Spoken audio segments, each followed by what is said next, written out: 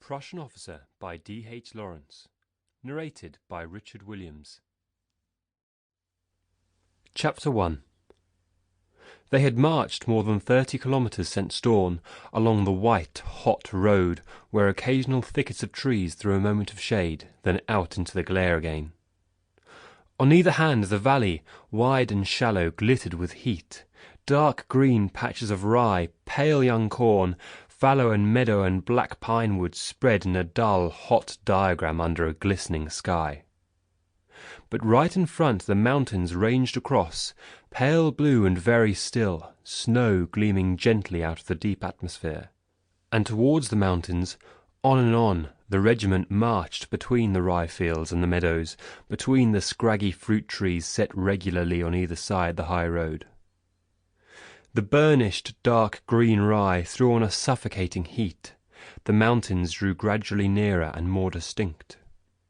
While the feet of the soldiers grew hotter, sweat ran through their hair under their helmets, and their knapsacks could burn no more on contact with their shoulders, but seemed instead to give off a cold, prickly sensation.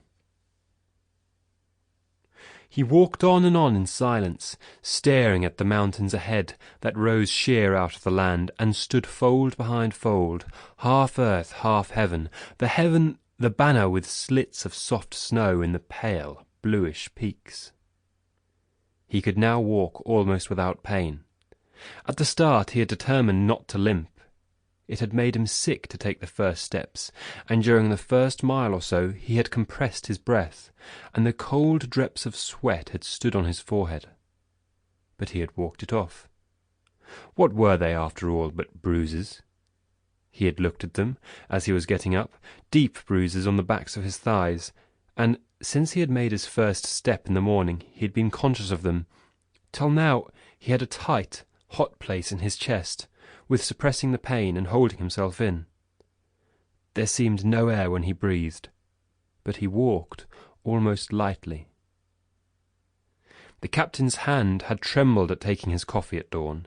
His orderly saw it again, and he saw the fine figure of the captain wheeling on horseback at the farmhouse ahead, a handsome figure in pale blue uniform with facings of scarlet, and the metal gleaming on the black helmet and the sword scabbard, and dark streaks of sweat coming on the silky bay horse.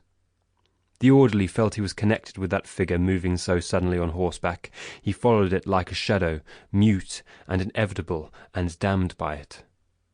And the officer was always aware of the tramp of the company behind, the march of his orderly among the men. The captain...